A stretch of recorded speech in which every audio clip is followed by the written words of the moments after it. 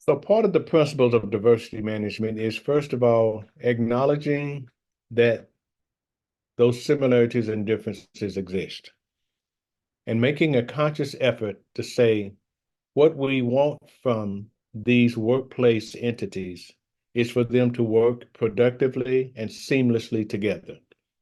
Now, what that requires is managers who know how to manage. And when it comes to managing humans, great managers just kind of inherently understand that acknowledging who people are is part of the process. So when it came to great managers of human diversity, one of the things that I've noticed, and I've done a lot of research on this, is that they always acknowledge what is important to each individual.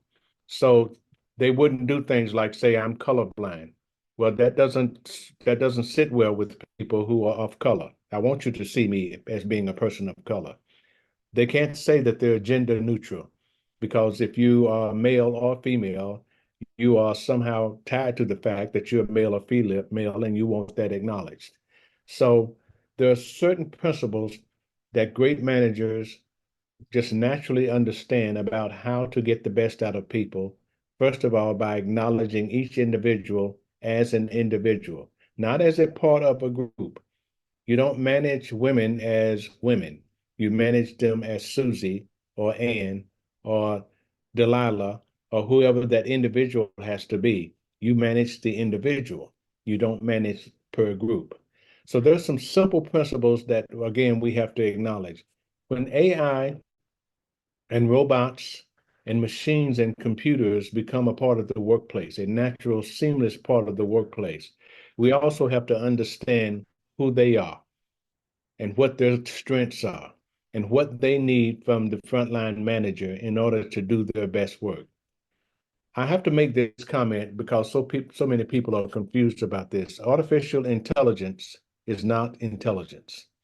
We have to understand that anything that's being done by a machine, a computer, or an AI agent, computers and machines only do what humans teach them and tell them to do. I'm going to say that again. Computers, machines, AI agents can only do what humans teach them and tell them to do. So that is not intelligence. So I want to give you an example of, by the way, I'm a techie, so artificial intelligence has been around for 30 years. And why is it all of a sudden blowing up? Because now we have the computing power to actually do it. We've always thought about how to do it. It's a massive way of massive data processing. So if you ask an AI agent, uh, what do you think of the novel Moby Dick? It's not going to conjure up its own ideas of what Moby Dick is about. It's going to go back and look at the responses that humans have given to that question over time. It's going to say, well, the last 2 billion times a human was asked this question, here's kind of what they said. And it's going to give you that answer. That answer tracks with what most humans would say about it. So the computer doesn't have its own thoughts. It only has the thoughts that has been taught to it by other humans. And it's only going to respond to what a human tells it to respond to. Once we get that idea into our minds, it makes it easier for us to acknowledge and recognize that we can, in fact, manage teams that are made up of AI agents, robots, and humans. We can manage them by recognizing the value that each one brings and recognizing the skills and the inherent skills that each one of them brings. So computers do rote, repetitive work better than humans. Humans do some things that computers will never be able to do. I want to take a sideline here and just say, there's success leaves clues. When I was first involved in computerization, mechanization, if you're taking human functions and putting them on computer, uh, we used to estimate that if we put it on computer, we'll save so many man hours of time. And so we'd save the need for people. We were wrong then, we're wrong now. There was a book called The Mythical Man Month, which blew out of the water the idea that when we were justifying big, massive computer projects, we'd always say that if we spend this several $1 million to install this computer and put all these functions on the computer, we'll save 127 man years of time. The fact is that never worked out. In fact, every time that we used computers more, we needed more people.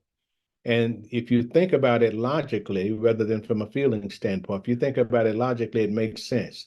Computers free humans up to do the things that only humans can do. That has been the case in every phase of using computers more and more. We've always needed more people. Why? Because we now identify what people are good at and only people can do. So I am convinced that AI is going to free us up from some repetitive rote stuff that we are still that we're still overcome with, but it's going to free us up to use our skills and our talents and our thinking process and our empathy and our uh, consciousness of each other in ways that we have not exploited in the past. Why? Because we were consumed with doing repetitive work. So I'm excited about what the age of computers and robots will do for us. I'm not concerned that it's going to eliminate the need for humankind. So this is what we're dealing with, and that's part of the transition of the new diversity mix having to do with humans working with robots and AI agents and computers and machines and IoTs and so forth. That's just a new reality. It's not going to go away. We have to learn to manage it, but we need perspective in order to manage it well.